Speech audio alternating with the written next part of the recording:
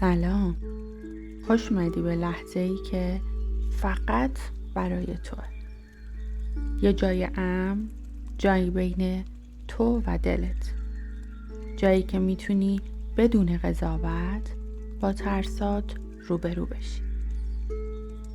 نه برای جنگیدن، نه برای فرار، فقط برای دیدنش. اگه آماده ای، یه جای راحت پیدا کن، بدنت رو رها کن، بذار شونه هات آروم بیفته پایین. چشمات رو اگه دوست داشتی ببند و با من شروع کن به نفس کشیدن.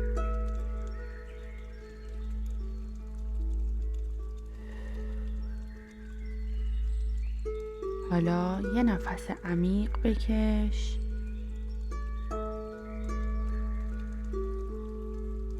دم باز دم.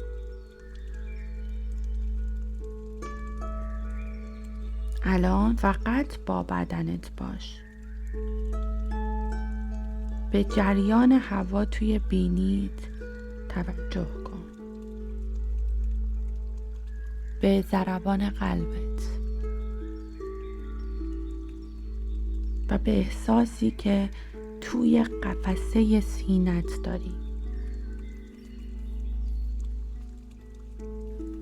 حالا به یه موقعیت فکر کن که توش ترسیدی.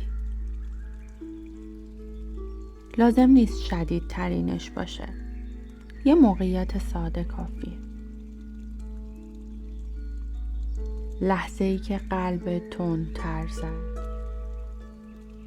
یا یه کاری رو عقب انداختی و چند قدم برگشتی عقب. چهرت، بدنت، فکرت، همه چی چطور بود؟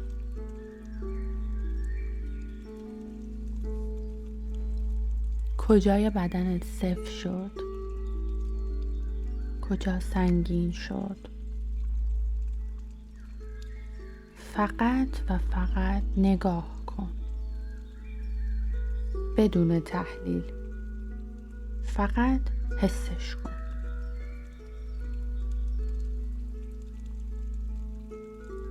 حالا تجسم کن که اون ترس مثل یه مه نازکه، یه بخار خاکستری که دور بدنت پیچیده و تو آروم آروم داری باهاش حرف میزنی.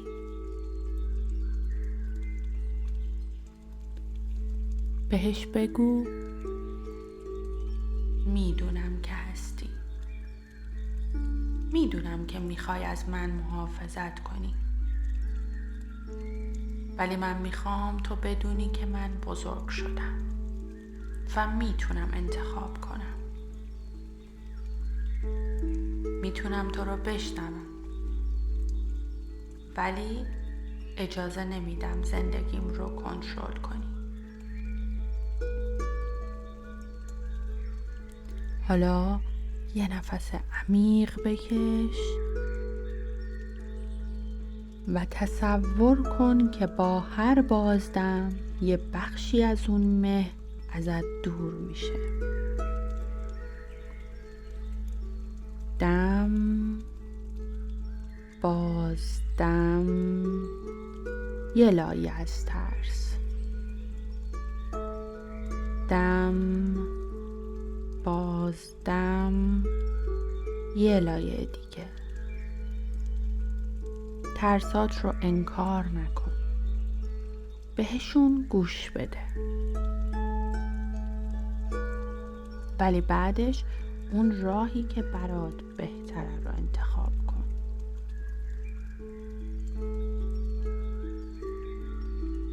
حالا از خودت بپرس اگه این ترس نبود چه انتخابی میکردم؟ اگه نمی ترسیدم چی رو امتحان میکردم؟ اگه با ترس قدم بر نمی داشتم کجا می رفتم؟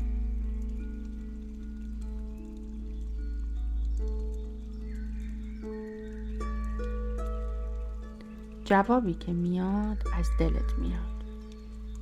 اونو یه گوشه ذهنت یادداشت کن.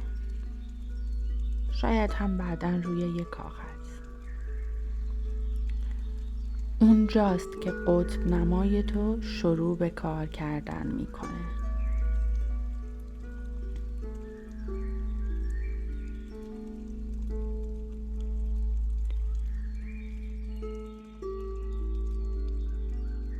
من با ترسم تنها نیستم. همه ما میترسیم. ولی من از امروز انتخاب میکنم که با ترسم زندگی کنم. نه زیر سایش.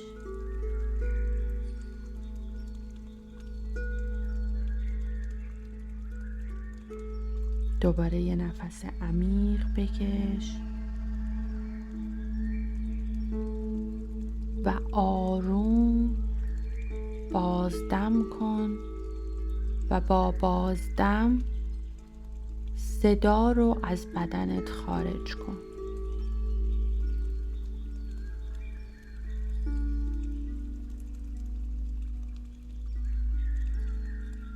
یه لبخند بیار روی لبای قشنگت.